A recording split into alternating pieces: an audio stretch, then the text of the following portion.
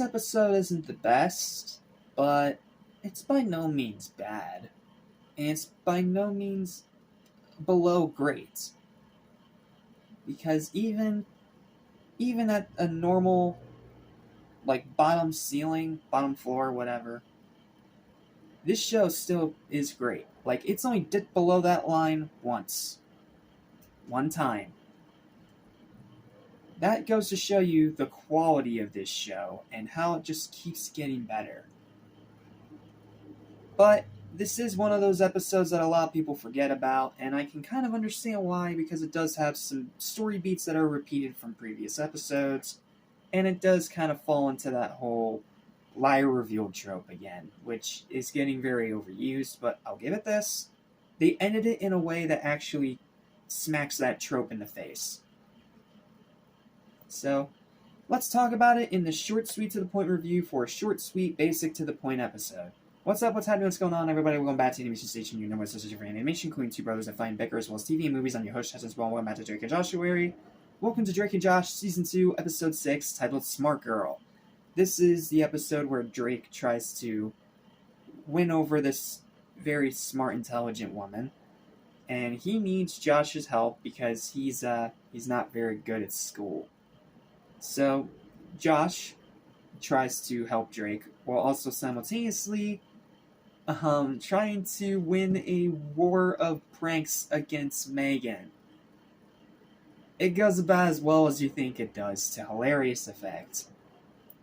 So, Josh does his best to help Drake. Drake does goof off a lot in this recreated classroom. But Josh manages to find a way to teach Drake in a way that he'll understand by using his guitar and making chemistry comparisons with the different chords and strings of a guitar, which is a way to speak to Drake, which is interesting. But then Drake is asked by this girl to help them out at this big match thing. I forget what they call it, I'm sorry. So he ends up having to resort to cheating with the help of Megan to win this girl over and win the match. And he starts doing really well until the frequency starts getting a little fuzzy because someone's ordering fries at a restaurant down the street, which was a pretty funny, unexpected little twist to make it a little bit chaotic. And that's when Josh quits because Drake is fed up with it. And then Drake is left to try and do it on his own. Thankfully, though, he does remember the one thing that Josh did teach him about chemistry, which gets him to win the match, and then, to my surprise, he actually confesses to the girl that he cheated. But she doesn't care, because she just likes him for him. A cute ending. And as for the prank war with Megan, yeah, it ends exactly as you expect it to. First try, Josh ends up with whipped cream all over his face through that old trick of tickling under the nose. And then he also ends up with his butt glued to his chair. Then he tries to get Megan with a closet prank, only for her to blow up an ice pop in his face.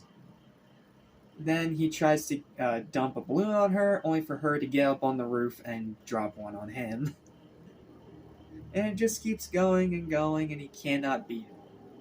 And then, after the whole contest and everything is over, Drake vows to help Josh get back at Megan. But it doesn't work because then she glues both of their butts to the dining room chair seats. That devious little girl is always just one step ahead. To hilarious comedic effect. So, yeah, it's not really much else I can say about this episode. It's simple, it's straightforward, it's to the point, but as I've said before, probably mainly a lot in my SpongeBob videos. I know I make a lot of comparisons to SpongeBob, but it's my most popular content on this channel. Fight me. Strength through simplicity. You sometimes can make a great episode or great content with a very simple premise to work off of. Like pre-movie SpongeBob did this to great effect. Like, for example, they had an episode where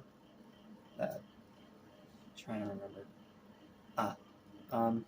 There was an episode like Band Geeks, which is simple on the surface. Squidward wants to impress Squilliam and tries to get a band together, only for it to go chaotically wrong in the most iconically hilarious ways humanly possible, only for it all to work out in the end.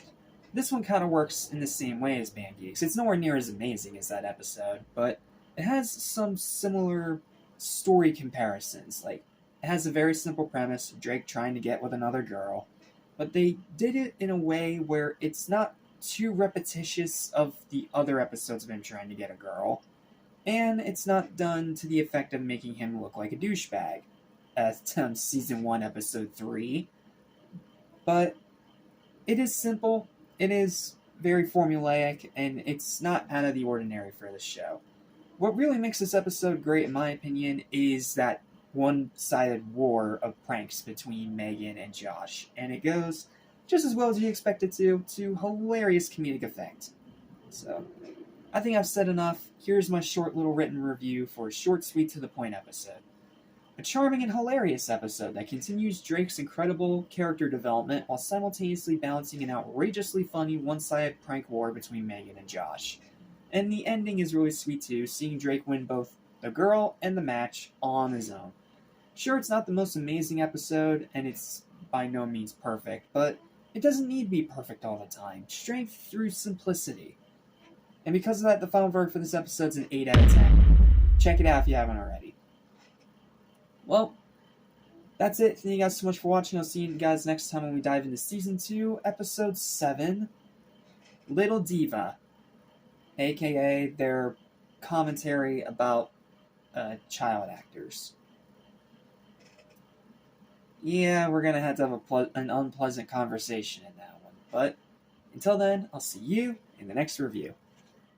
Listen, I will soon forget. So listen and you won't regret. Be true to yourself, don't miss your chance, and you won't end up like the fool who ripped his pants.